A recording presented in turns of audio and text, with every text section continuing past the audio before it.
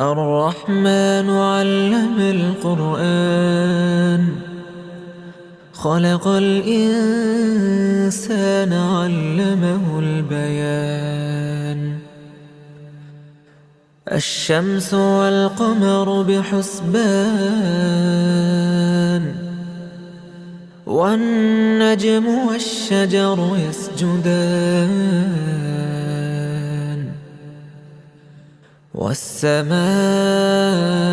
رفعها ووضع الميزان ألا تطغوا في الميزان وأقيموا الوزن